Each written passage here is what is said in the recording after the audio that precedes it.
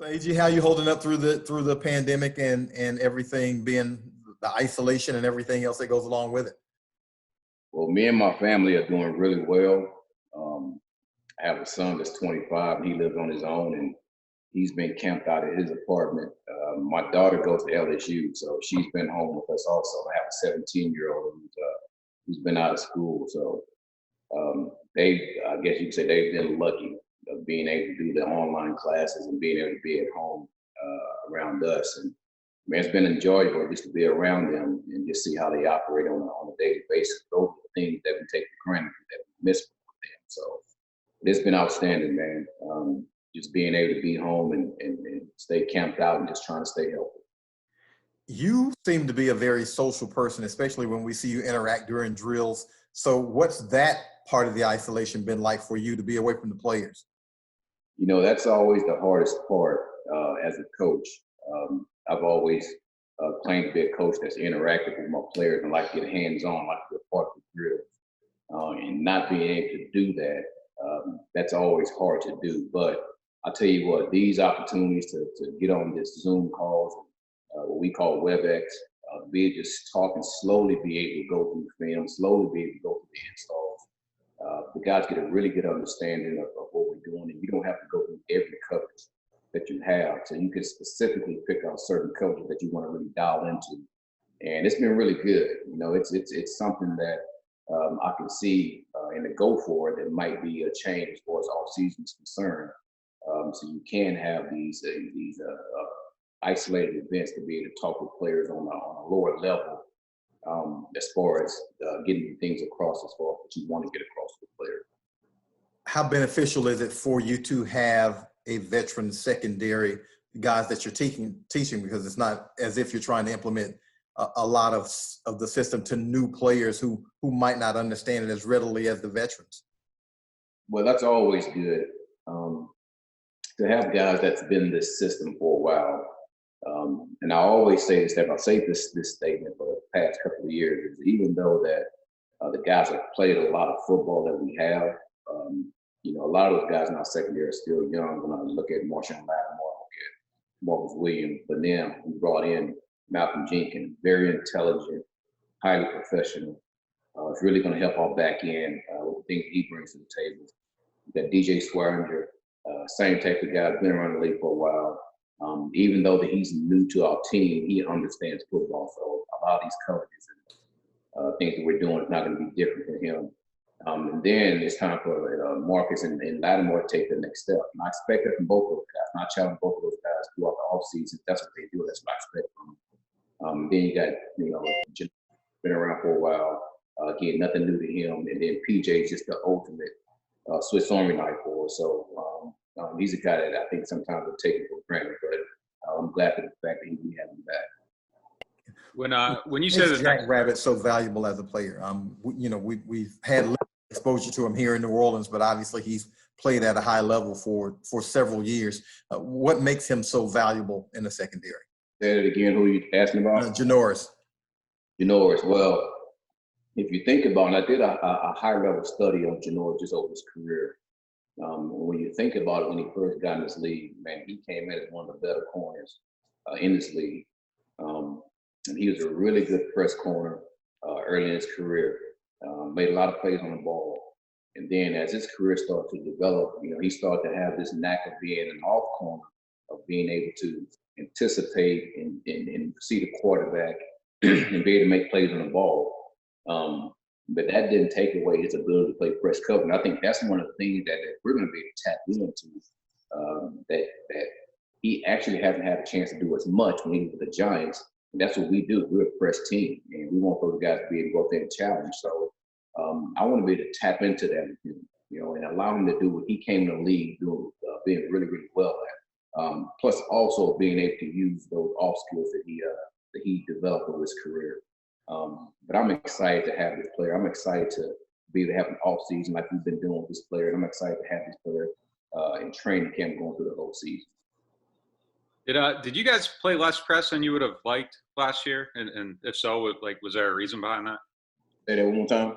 Did you guys play less press than you would have liked last season? Than, you know, maybe did the personnel dictate that, or was there something to that? Well, we had several calls that that actually ended up working well for us, to where we had our corners playing a little bit more vision, and that's in some of our split safety defense. When you look at it, even in our split safety defense, we went up there and pressed quite a bit too. But it just allowed our corners to be able to play with vision. That's what they did a good job of that. But then again, I mean, when you got Marshall and Lyman, you got Jenkins, and we want those guys to go there and play press man and be able to do what they do best. And I could see us getting back to doing a lot of this. And you mentioned next steps for Lattimore and Marcus Williams. What would that look like for those guys, and what do you want to see out of them to make that next step? Well, I will tell you this, and I think those guys will tell you also. I'm hard on both those guys because I see greatness in both of them, and I don't want them to limit themselves to being just a talented player. I want them to have the whole gamut of what an NFL player should be like, and that's not just going out there covering the receiver. That's not just playing in the middle of the field. Marcus have to be better at playing down low. He has to be better as a tackle. I want to consistently see him make plays on the ball, but I don't want him to force those plays. And I think sometimes that gets into his head of everybody saying that he's this type of player. We know what type of player you are, Marcus. Just go out there and play football. Don't try to force these plays. I mean, these plays are going to come to you because of who you are and the way that you play the game. It's the same with Lattimore also. Man, I want him to be not just a great cover corner, but I want him to be one of the smartest corners, because he's a corner that you hardly ever see in this league, because he's a really good tackler and he's a physical player. So when you have a guy like that, right, you want to take advantage of that skill set as much as you can. Allow him to play with vision, be able to see the quarterback, and be able to react and go make tackles and things like that. So, but I want those guys to be all-around players. I don't want them to be limited to anything they can do, and I'm continuing to challenge those guys in that aspect. Hey, Coach, if you could maybe take us back to the events of last week, obviously a huge story. Just maybe your thoughts on Drew's comments, kind of the fallout afterwards, the apology, and even maybe how potentially cathartic that meeting was on Friday for everybody to see each other and address the situation. Well, I'm going to give you a long-winded answer on this here. So you got to bear with me for a little bit, because as I thought about the events that happened, man, it brought me back to my playing days in an issue or an event that happened. And it sparked the same, totally different situation, totally different. But there's similarities as far as what it sparked. And I remember the two that I was playing with the New York Jets in 9/11, the day of 9/11, and all those issues happened. Plane goes into the building. I remember myself being in the facility getting treatment. And when that happened, the one thing that as Americans, right, I'm not saying Black Americans, I'm not saying white Americans, I'm saying as Americans, the one thing that we did was it sparked communication. It sparked education. It sparked everyone to listen. It sparked people to strategically plan, and it sparked action. It sparked action. So I go back and I look at these incidents that happened and what's going on out in our nation right now. It's the same thing, right? It's sparking communication. It's sparking education. Everyone has to strategically plan on how we're going to handle these things, and the action behind it is what's most important. And there's no doubt there's an issue going on in America right now that we have to get ready to hit. We have to hit it head on, and we can't run from it, we can't hide from it. And we got to continue to have these dialogues on how can we get it better, because I think everyone's, unless you really open your eyes and listen and see it, I think everyone sees the issues that's going on. And as Americans, the same way we did in 9/11, we came together as a nation, all right? And we didn't have any fear, all right? And we ended up conquering that whole deal. We ended up getting past that whole deal. I see this the same way, all right? We can't have fear about it. We have to talk about it. We have to communicate about it. And we have to plan on and how we're going to defeat this and how we're going to get past this. And it's not going to be Black Americans going to do it.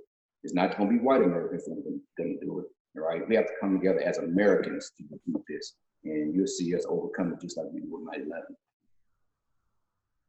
I'm curious, obviously a lot of the your players were very emotional last week after that. You know, Malcolm Jenkins and TJ Gardner-Johnson, you know, made a lot of public comments after Drew's comments. As a coach, what's the line between letting the players express themselves, especially in times like these, and trying to work within that team dynamic and maybe keep that, I don't know, private within the team? I guess, how do you handle that? Well, I would say this, and you have to give a lot of credit to Mickey, Coach Payton, Jeff Ireland, for the type of players that we bring on this team. And everyone talks about culture. Everyone wants to build culture. Everyone wants to know what is culture. And it's one thing that I say out in the DB room all the time. I said culture is coach fed, but it's player led. All right, meaning that we as coaches, we set the standard and we give direction, but the players have to police it.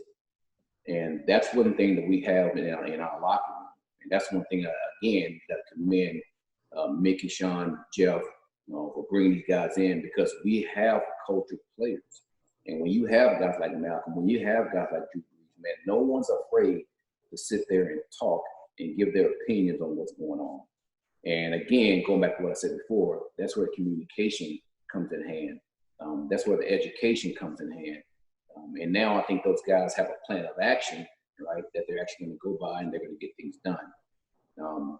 And the good thing about our team is we have that with the players that we have. We have it. And you see Double D, you see Cam Jordan, you see the Drew Breeses, you see Teron, you see all these guys. Man, no one was afraid to give their opinion and talk about it. And it was powerful.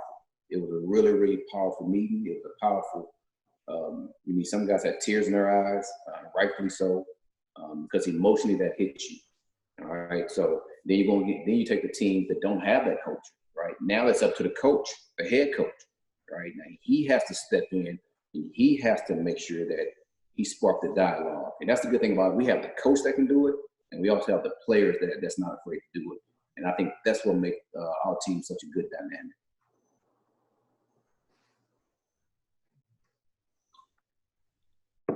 Yesterday, Dennis mentioned PJ Williams' ability to play safety and how that might help with disguise and stuff like that. Like, how much have you guys seen from him in that spot? And is that something that he could potentially do a little bit more? And would you learn about him last year when he was doing that?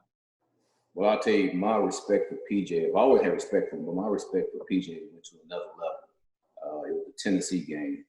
And like PJ hardly ever played safety ever. We had a good amount of injuries in that game. And I was able to talk with PJ on the sideline, coach him up for what we had to do to get him to play. He wanted to play safety. And there were some things that he just knew, right, as playing safety. And that's the thing that I was talking about these veterans that we have. You know, some of these guys, they just know football, all right? And you just give them some parameters to play in and some ideas on how they have to do certain things, and they'll go out there and they'll perform for you. And that's what PJ did for us. So, man, PJ is, you know, I know in baseball they call them 5'2" players or whatnot, but and I think I don't know if I'm saying it the right way, the way that they use it, but, man, PJ can play safety for us. That's either one, free or strong. All right, he can play nickel. He can play the dime. And he can play corner for us. All right, so he's a very valuable player for our defense. And you hear players, coaches talk about now positioning his players, and I see him being one of those guys. All right, so you just don't put him at a position because he can play a number of positions for you. All right, and I think that's what this game is going to. As a coach, all right, the game's evolving into getting players like that. All right, you see the Malcolm G that play safety and play dime. You see the Chauncey Gardner that we have. He can play safety. He can play nickel. He can play dime. Heck, he can even play corner if we need him to be. All right, so I think that's where the wave of players are you trying to get on your team, so you can move them around. They can be in different positions. And for an offense to identify where they're at, I think it's sometimes troublesome. And with John, what's the next step for him in year two? What do you want to see him do? Mentally, that's it. Getting better mentally, understanding our scheme to a T. Getting better in coverage because he will be playing a good amount of nickelback forwards in the slot. And he'll be covering top-level receivers in the slot. And I'm not afraid to put him in there and let him cover guys, right? Because he has that skill set to be able to do it. And he's uniquely built for a nickel because he's very compact. He's 210 pounds. So he's able to play in the box.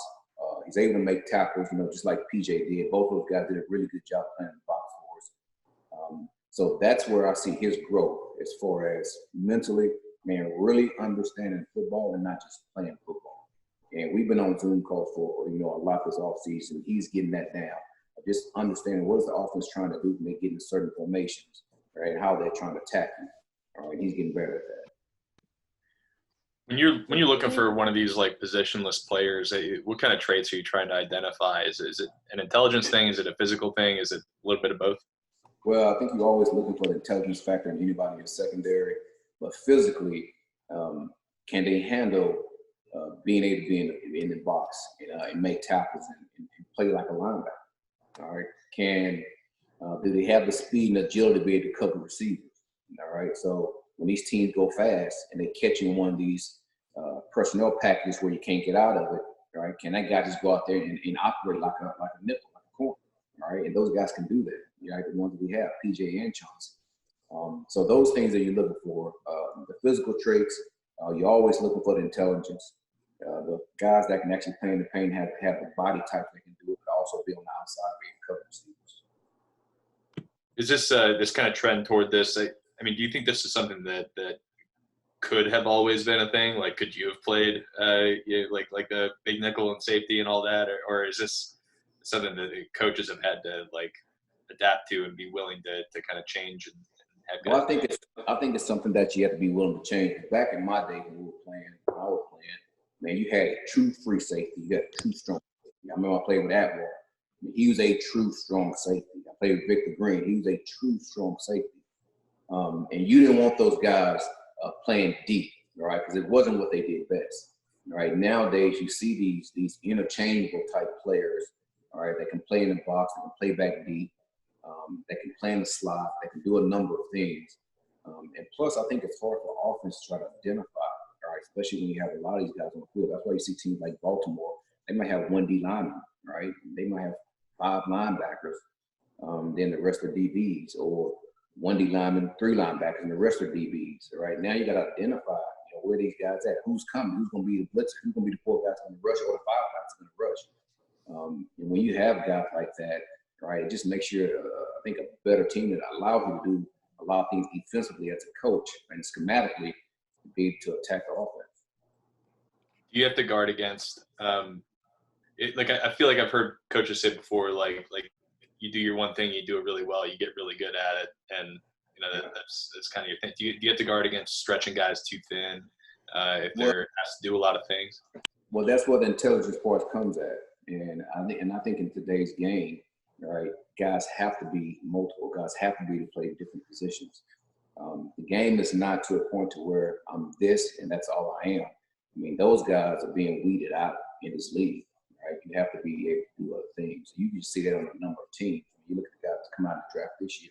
The guy from Clemson, he's playing safety. He's playing linebacker. Heck, he's out there covering somebody. I mean, you put him in those positions to where you can utilize him, and you can utilize that skill set to best help your team. And you're starting to see guys come in this league like that a lot. I mean, you look at the safety that came in this year. The guy from Southern Illinois, the big safety. I mean, there's a number of spots that you can play this guy. You look at the other guy, Duggar, that New England drafted, all right? You can clearly see Patrick Chung, all right? That's what he's going to play. I'm assuming that's what he's going to play because he's built something like that. He's probably an overall better athlete, all right? So as you see, all these coaches starting to get in these guys because they know they can play in a number of positions. And when you mention CJ just needing to get better mentally, do you also mean maybe just learning to play within himself? I mean, he's a very passionate player, obviously, but that can be great, or sometimes that gets you in trouble. Yeah, but I would say this. It's helped him more than it hurt him. I would say that. And you never want to take away a player's personality because sometimes you take a sting away from him. You just got to control it. You just got to let him understand, man, there's some parameters I'm going to put on you that you can and can't do, all right? But I want you to go be yourself, and I want you to go out there and play. But the mental part, it's not that he can't pick up the scheme. He can do that. It's learning football. I think the best thing in this league for players is to understand football. All right, you can know your playbook. You can have the best technique you want. All right, but if you're not understanding what the offense is trying to do to attack you, all right, you're always going to be a step behind. All right, and that's what I try to teach a lot of time with our players. Right, these formations, these positions, these guys are in. They're there for a position. They're there for a reason. All right, so how can I get you to understand what they're doing pre-snap? All right, so your post-snap reaction can be a whole lot quicker.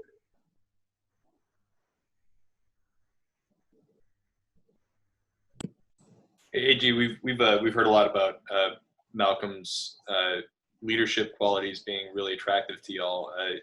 How does that translate on the field? Like having a guy who's like a vocal leader, an intelligent player. How does that help you guys actually play defense? Well, I would say this: the intelligence part, it always helps because there's going to be some teams that's going to give you some formations, some things that you need somebody to problem solve, right? Be able to fix it quickly, right? And he's one of those guys that can problem solve, all right? Especially when you have some young guys out there in the back end. He can get guys lined up, and he can fix it. He can get you in a position where you can just get out the down. All right. The second thing is he's going to challenge our guys to be at their best, and not just the back end, but the whole defense. All right. And you need guys like that that's not afraid to challenge the Cam Jordan, not afraid to challenge the Marshawn Lattimore, to the Marcus Williams. And he's challenging those guys to be at their best. So they don't take it as a slight. They take it as, man, he wants me to play at a high level. And when you do that as a player, you also put that on your back as, man, I got to make sure I pick my game up. All right, so you have a guy like Malcolm to be able to do that, man, that only elevates your defense. And he's doing it, all right, to help the players on the defense be the best players they can be. And it's nothing about, pointing finger at me. It's, man, I'm trying to get everybody to play at a level, all right? We have a goal we're trying to get to, and I want to make sure we all play. Would having two guys that can press like Marshawn and Jenkins, and I know he used to kind of shadow number one guys earlier in his career, Jenkins did. Does that allow you guys to be more matchup based and, particular with like who's going against who? And does that make things, open things up a little bit more for you guys? Well, we've always, we always go into a game plan seeing exactly where Marshawn was going to go. All right. But when you bring in another good cover corner like that, it kind of allows guys to be stationary, all right, especially if you feel good about the matchups, all right, but they can play left and right, all right. We also look at the skill sets of the receivers that we're going against, see how they match up well against each other, all right. Janor's being on a smaller stature than Marshawn, all right, so sometimes you might probably want Marshawn on a big receiver, put him on a small receiver. So it does what you're saying is right. I mean, you're able to mix and match and be able to find the right matchups and what our guys do best to be able to alleviate what their guys do best and try to put that matchup against each other. So sometimes, they're going to stay left and right, all right, because both of those guys are good press corners and receivers are just normal receivers, or those receivers might have physical matchups that we feel like Marshawn is better at or Janoris is better at, and we try to match them up like that.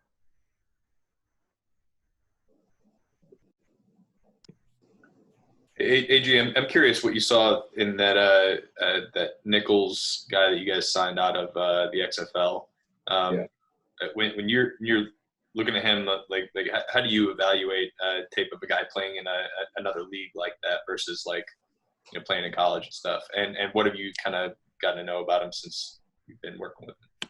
Well, I would say this, and I think our scouting department does a good job of this. You take this from the Walsh era. You take it from the Bill Parcells era, and man, they're always going to look for talent. Wherever you can find it, whatever league you can look, you're always going to look for talent. So when you look at Dietrich, the first thing that stick out with him is how competitive he is, and then the ball skills that he possesses. And you saw that not just in the XFL, but you saw it when he was in college. So I think he had like 11 picks when he was in college. So the ball finds him. All right. And as a defensive back, I said two attributes that you really, really like in a DB: competitive and ball skills. And those are the things that stuck out, to me when I saw him play. So he's going to get a chance to come in and compete. He's on the smaller side, but we do have a clear vision for him. And I can see him fighting his butt off and not taking a backseat to anybody on this team. That's just the mentality he has, right? You want those guys like that. Even though we have a number of good players in the secondary, he's not afraid to come in and compete and show what he can do and try to put some good tape on film on tape. Out of curiosity, is he more of an inside guy, outside guy, or interchangeable? He's an inside guy, all right? And I will tell you this, when you watch him play, now he's not the best tackler, but, there's a possibility he can be at the free safety spot, all right, because how he can judge the ball. But I do see him playing nickel. I do see that being his main position, possibly on the outside, but nickel's the number one job for this player.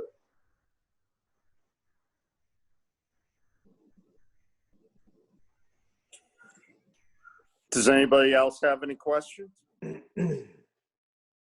Just one more, just out of curiosity, not football related necessarily, but AJ, I'm assuming you have kids? I do, 3 of them. So what has this kind of experience been like for you, just getting maybe a little bit more time around them while you're doing work? And is that actually been kind of a beneficial side of this for you? Man, it's been outstanding. And I said it earlier, I have a 25-year-old son. He's on his own. I mean, he has his own place, but it's been good to have family dinners with everybody. And that's something that my wife's big on. I have 2 daughters, one that goes to LSU, and I have one that's a senior in high school. And man, it's been outstanding. And the thing is, you just see how you take for granted just those little small things of being able to have family dinners with everybody, being able to sit outside and conversate, all right, just about some of the things that's happening in the world today.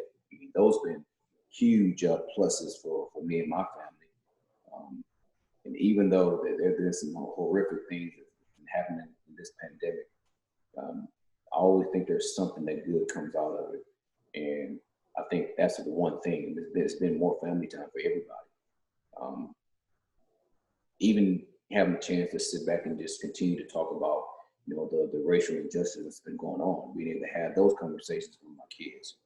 Sometimes, they get confused on what's going on, why these things happen. So again, I get a chance to communicate and educate, and then we get a chance to plan, right? And then also have action behind that too. So, but it's been good, man. I mean, I've enjoyed it.